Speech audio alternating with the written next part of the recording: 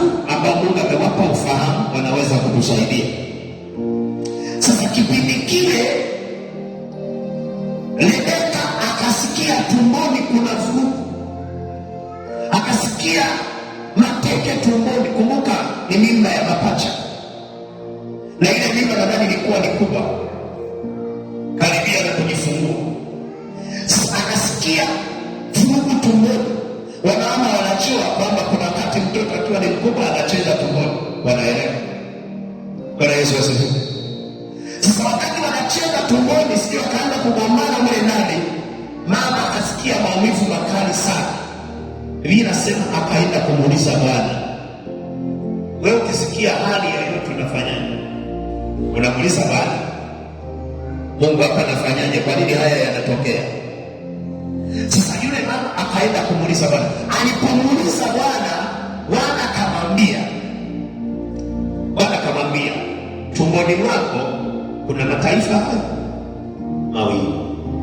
Tumboni mwako kuna makabila haya mawili, na hayo makabila na hayo mataifa watafarakana wakiwa tumboni. Yaani wakitoka tumboni tu walishafarakana, mmoja haelewani na mwenzake. Na akamwambia hao walioko tumboni mwako, hao watoto hao, kuna kurwa na ndoto. Si mapacha, kuna kurwa na ndoto. Kurwa atakuwa hana kitu, ila ndoto atakuwa ni nyota. Na kaambiwa katika hao watoto wawili, mkubwa atakuwa ni mtumishi wa mdogo. Yaani mkubwa anamwinamia mdogo, ambaye Bwana ananyenyekea. Alipomuuliza Bwana, Mungu akamwambia hayo akiwa mjamzito. Wakati anajifungua, anajua nimejifungua. Akauliza, ndoto ni nani? Ni huyu. Kurwa ni nani? Ni huyu. Basi akajua moyoni, nishaambiwa mkubwa hawezi kupata, anayepata ni mdogo. Ndio maana naona baadaye ilikwenda ikaenda eti Yakobo ameiba mbaraka wa Esau. Hapana, ilikuwa imeshapangwa tangu akiwa tumboni. Mkubwa atamtawala mdogo, atamtawala mkubwa. Yaani mkubwa atamtumikia mdogo, ilishapangwa hivyo. Sasa wamezaliwa, alitakiwa azaliwe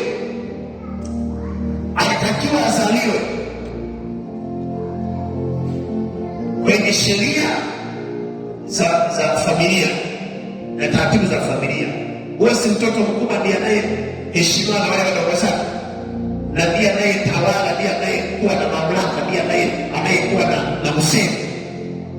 Sasa haiko hivyo. Yule mdogo ndiye anayesema, ndiye msemaji, ndiye mwenye mamlaka. Kwa hiyo baadaye Isaka, wakati anataka kuwabariki watoto wake wale mapacha,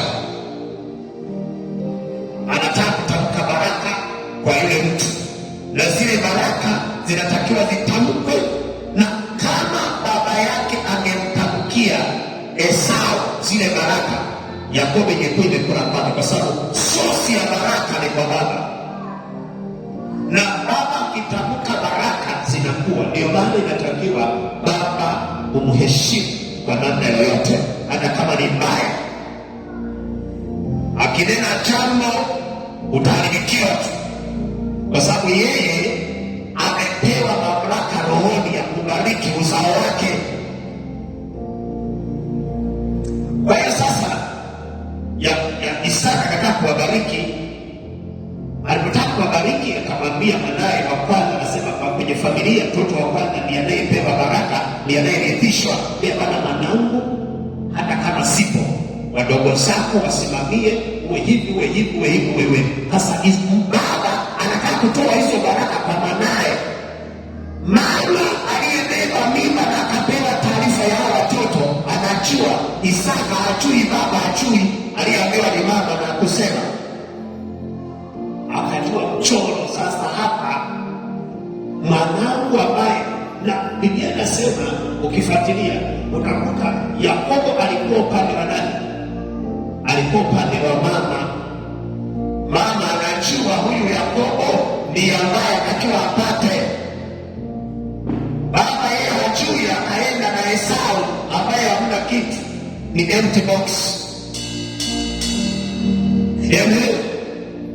Mama anajua kabisa mchoro wote, anajua mwenye kitu ni Yakobo. Huyo ndiye atakuwa nikae naye, akakaa naye, akamfundisha mambo ya jikoni, kupika vizuri, labda kwa ni mtoto wa mama.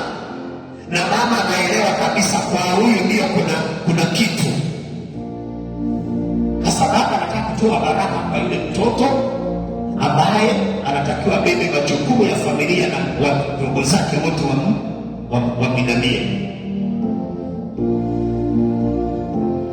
Ikabidi mama yake amwambie, mwanangu, baba nimesikia leo anasema nataka kutoa baraka. Sasa naomba unisikilize mimi, nataka hizi baraka ni zako.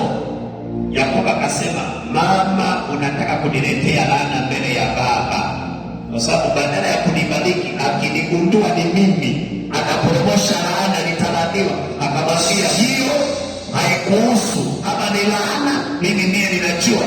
Ambia nisikilize, ambia nenda achinje mbuzi anaye msosi kama baba yake alivyosema. Akamwambia Esau aende kuwinda, akitoka kuwinda ampikie chakula kitamu, nyama nzuri, ale alafu ambariki. Naomba wewe nenda kwenye kundi, kwenye mifugo yetu, chinja mbuzi alafu pika chakula, alafu mpelekee baba yako akubariki. Baba yako kipindi hicho haoni, ameshapofuka macho, ni mzee, wanajua kumeingiza changa la macho. Kwa hiyo wanajua kabisa huyu ni mzee, hawezi kuhaoni. Yakobo akasema, mama, mimi na Esau tuko tofauti. Esau kimeshika hivi, mwili wake una manyoya.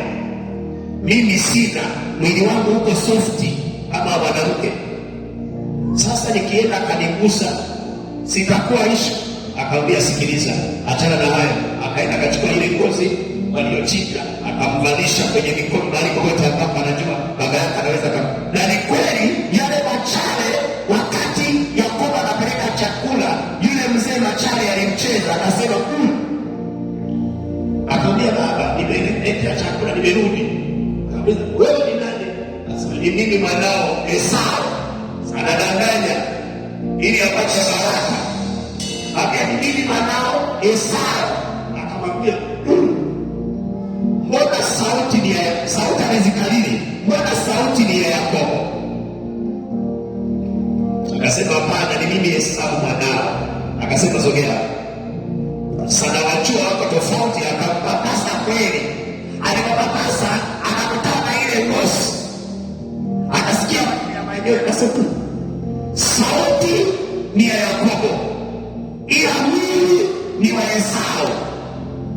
Imeshaungana hapo. Akasema, sasa haina shida, sogeza hapa nile. Akasogeza chakula, akala nyama. Mzee alikuwa anapenda nyama kweli, akala nyama akashiba. Akasema, ngoja nikubariki sasa mwanangu. Akamtamkia baraka, akamtamkia baraka, kila kitu. Wadogo zako wote wakuinamie yeye, ufanikiwe kila kitu. Ukisoma pale utaona baraka alizoshusha pale. Akashusha baraka, akamaliza. Wakati Yakobo anatoka hivi, Esau anatoka kule polini, amewinda, amepika, akamletea. Akamwambia, baba, nimerudi mwanao Esau. Akasema, na niliyebariki ni nani? Akasema, mimi nilikuwa sijaja baba, ndio ninarudi. Akasema, Mungu wangu wewe, Yakobo ameniingiza mkenge, na akishatoa baraka hawezi kuzifuta.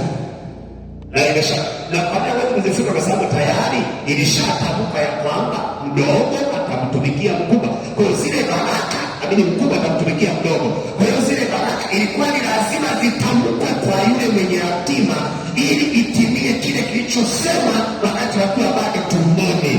Ukiona mtoto amezaliwa, hatima yake ilishapangwa toka tumboni. Sasa ikishapangwa toka tumboni, akiwa sasa anaendelea na maisha, ndiye anatafutwa, ndiye anawindwa, magonjwa mabaya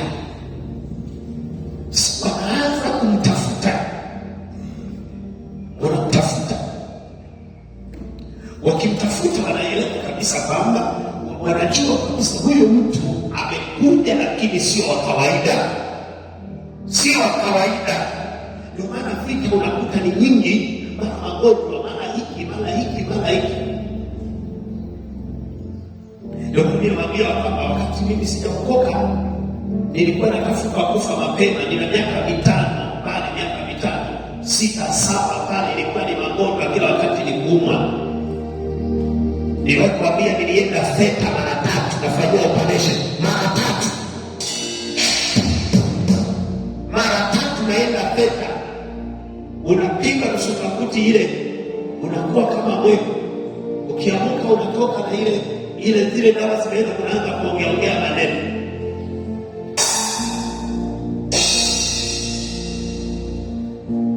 Nikafanya operation ya kidonda, siku ile kidonda cha kichani, chipu la chao, nikafanya operation. Ile chipu nikatolewa, wakatoa majipu meusi kwenye ile chipu, limevimba. Watoto nadhani kwa na miaka kama 5, kama sio 5 ni 7, akaona kumbuka. Nikaenda wakatoa vile vitu, wakaambia wazazi, vitu vilivyotoa kwenye hili chipu ni hivi hapa, virusi. Unajiuliza ni chipu gani inatoa majitu meusi mpaka unachoka. Ukaenda kile kidonda, kaanza kutibiwa kile kidonda, kutibiwa. Baada ya miezi kadhaa kikafunuka tena, nikaingizwa Theta. Tukaenda hapo, tuko hospitali zaidi ya miezi 3, niko hospitali wabini. Haleluya! Mtu mwenye hatima anatafutwa, aibikiwe mapema, manake Bwana akikulinda amekwenda kwa ajili ya saa yake, amekwenda kwa ajili ya wakati wake. Kuna jambo wanatakiwa kutimize nani. Kile kidonda kikafunuka mara 3. Mara ya mwisho nikatoa mifupa. Yaani kwenye kidonda, ule mdomo wa kidonda unakuta kuna mfupa umetokezea kwa nje, kipande cha mfupa kimetokezea kwa nje. Nikakifuta kwenye kidonda mwenyewe, nikafuta kile kipande cha mfupa, nikakifuta kwenye kidonda. Nikamwambia mama, ona huu mfupa, hii kipande cha mfupa nimetoa kwenye kidonda. Ule mfupa ulipotoka ndio kidonda kikaanza kupona. Bwana Yesu asifiwe. Wakati mwingine rohoni wakikuangalia, wanaona wewe umesheheni baraka, umesheheni neema, umesheheni kibali, wanatafuta wakumalize. Ndio maana nataka nikwambie, wachawi ambao hawakuwa tena hawatakuwa tena, hawatakuwa tena, hawatakuwa tena, hawatakuwa tena. Majina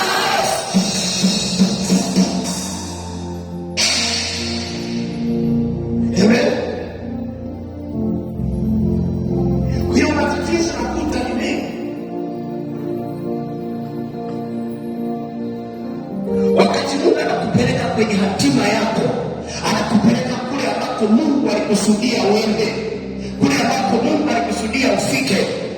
Wakati bado hujafika, vita inakuwa nyingi, umalizwe mapema.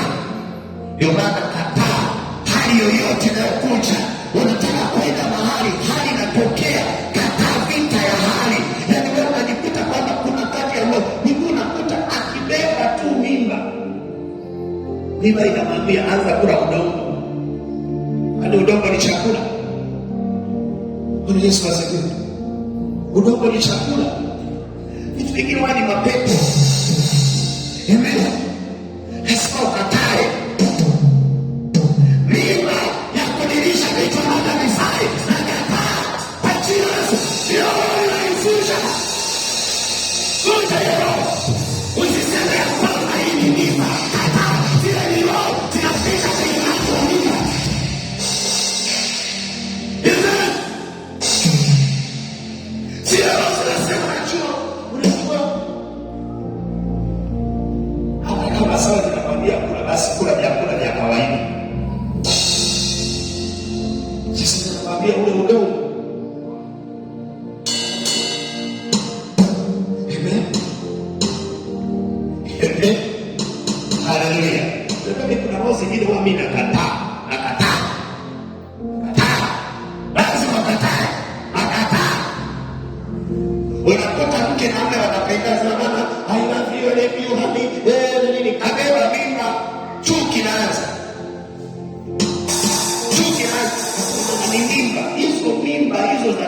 huyu mtoto ni wa nani? Hiyo mimba ni ya nani? Kwa nini huyo mtoto amchukie baba yake?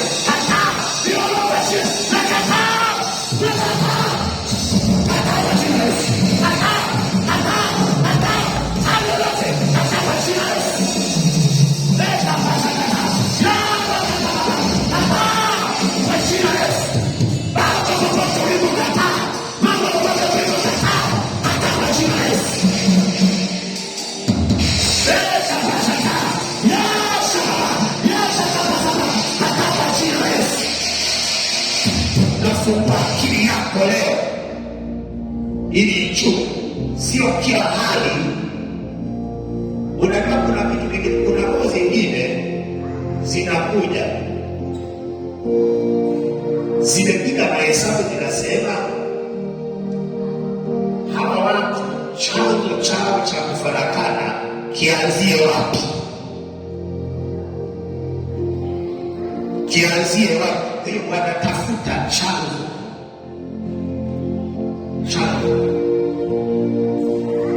yewe, badala ya mume wako na mke wako wakati wa ujauzito, badala mwe na upendo wote, alafu ile mtoto atoke na upendo wote wa baba na mama, alafu anatoka ndani, kuna hiyo roho ya chuki tayari ya kumchukia baba ishatengeneza wakati wa ujauzito.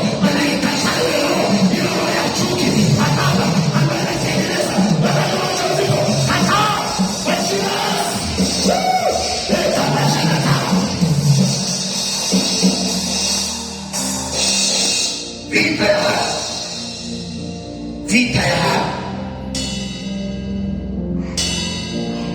tumbo la mwanamke limebeba hatima za watu, tumbo la mwanamke limebeba hatima.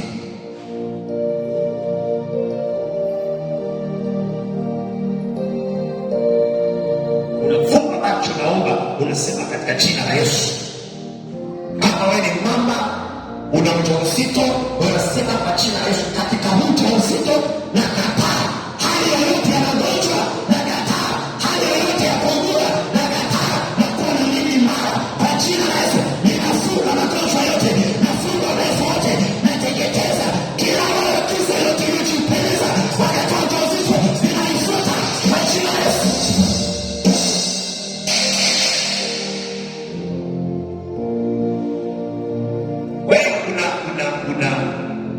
Unakuwa. Ndio maana kwenye ulimwengu wa roho, hali yoyote unayoiona imetengenezwa.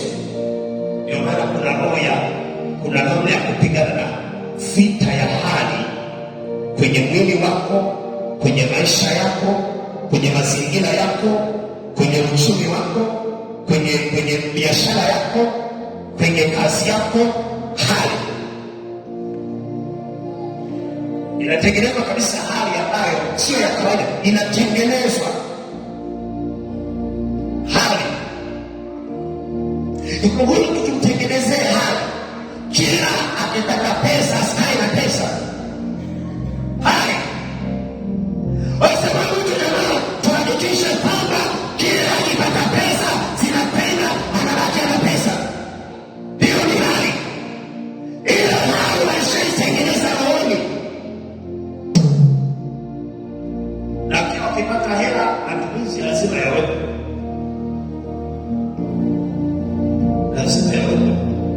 ya kila ukipata hela lazima yawepo, na hakunyimi zile hela, hakunyimi za kufanya yale matumizi, unazipata, na matumizi yote yanafanyika, wewe umefanya matumizi na zinaisha, na unabaki una hata 100.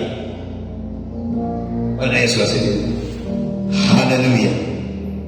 Okay, ni kwamba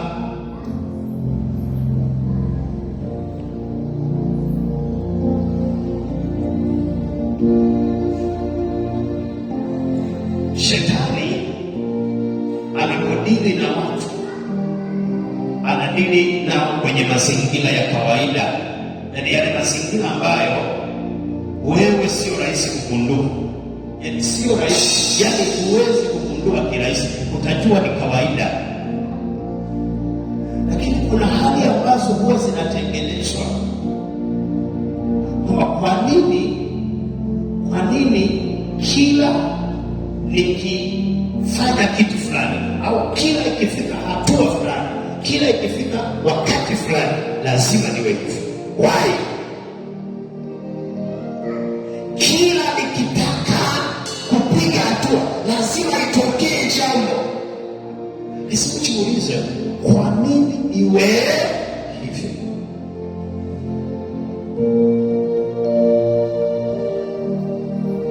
Kila nikitaka kwenda ibada lazima nisikie hali fulani. Nitajikuta tu najilazimisha, lakini ile hali ipo. Mtu anakuta kwamba akitaka kwenda kanisani, yani siku ile anaenda kanisani kama hivi, kila ikifika Jumapili, ikifika saa 2 yanaanza mawingu na mvua.